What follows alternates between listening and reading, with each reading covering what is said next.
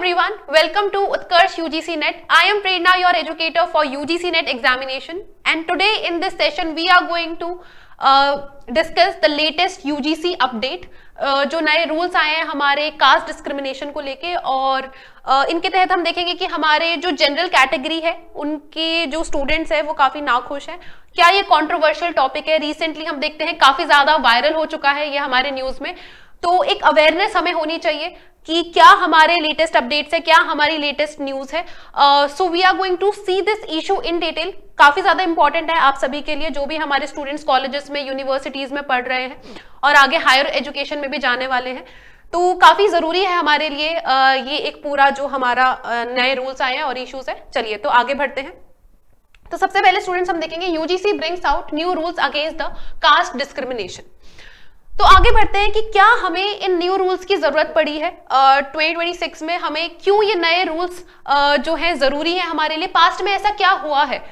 तो सबसे पहले हम देखते हैं कि जो जस्टिस फॉर रोहित वेमुला, ये जो न्यूज आई थी 2016 में, हम देखते हैं कि एक अनफॉर्चुनेट इंसिडेंट हुआ था जहां पर हमने देखा कि हैदराबाद यूनिवर्सिटी की एक PhD scholar committed suicide. Okay, तो ये काफी अनफॉर्चुनेट इंसिडेंट था और हम देखते हैं that he belong to the Dalit community और इनको काफी ज्यादा एक्सप्लॉयटेशन फेस करनी पड़ रही थी इनके कॉलेज में, यूनिवर्सिटी में।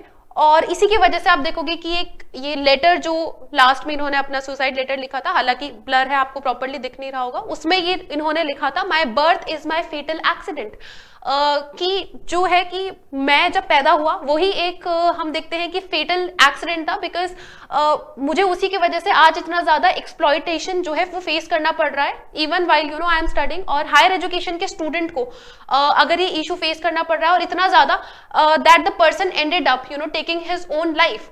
सो one incident we see here.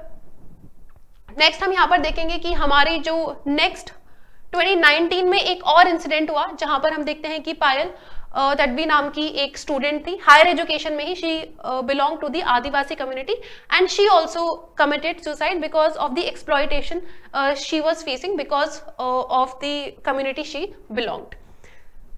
Next हम देखेंगे स्टूडेंट्स आगे, तो 2026 में जो है यूजीसी नए रेगुलेशंस के साथ आया है। हालांकि अब ये जो नए रेगुलेशंस है हम देखते हैं that these are binding legal framework, कि इनका एनफोर्स होना बहुत ज्यादा हमारे लिए जरूरी है।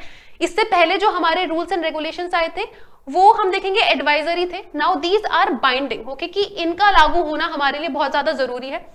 सो 14 जनवरी 2026 को ये सारे हमारे रूल्स एंड रेगुलेशंस आए हैं और रिसेंटली ये जो न्यूज है ये एकदम से वायरल हो गई है और स्टूडेंट्स काफी ज्यादा प्रोटेस्ट कर रहे हैं, जनरल कैटेगरी के स्टूडेंट्स स्पेशली।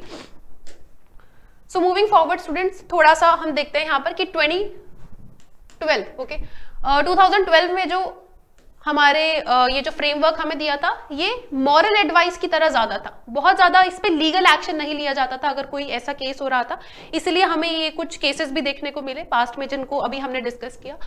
फिर हम देखते हैं 2026 में एनफोर्सेबल लॉ विद पेनल्टीज, कि यहाँ पर सजा सुनाई जाएगी अगर कोई भी ऐसी अनफॉर्चुनेट चीज होती है। तो 2026 के जो रेगुलेशंस थे वो प्रिवेंशन की, पहले ऐसा कुछ इंसिडेंट्स हो ही ना, ओके, ऐसा कुछ हो ही ना, प्रोटेक्ट करने के लिए SC ST या जो OBC से बिलोंग करते हैं स्टूडेंट्स, कि उनके साथ कोई एक्सप्लॉयटेशन नहीं हो, उसके लिए ये रेगुलेशंस लाए गए। प्रोटेक्शन, कि हम उनकी डिग्निटी को प्रोटेक्ट करें, और अकाउंटेबिलिटी, कि जो भी यूनिवर्सिटीज के हेड है, वाइस चांसलर्स है, उनकी एक अकाउंटेबिलिटी होनी चाहिए जिससे कि एक सेफ एनवायरनमेंट मिले हमारे सभी स्टूडेंट्स को। ओके, तो फैक्ट्स की अगर हम बात करते हैं तो बेसिकली ये नए रूल के तहत हम देखते हैं कि एक EOC, ओके, ये इक्वल अपॉर्चुनिटी सेंटर, इसको स्टैब्लिश किया गया है। ये हमारे हर एक कॉलेज, यूनिवर्सिटी में एक सेल की तरह रहेगा। ये एक पूरी कम्युनिटी हमारी यहाँ पर होगी, जो committee,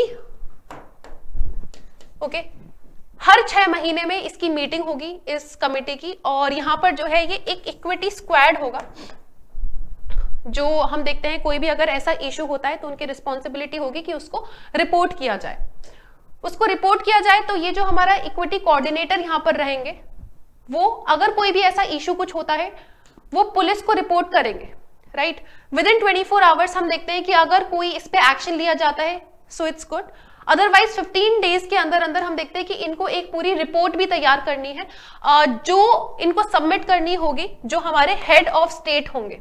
okay, head of state को ये रिपोर्ट सबमिट करनी होगी और हेड ऑफ स्टेट को विद इन 7 days कोई ना कोई एक्शन यहाँ पर लेना होगा।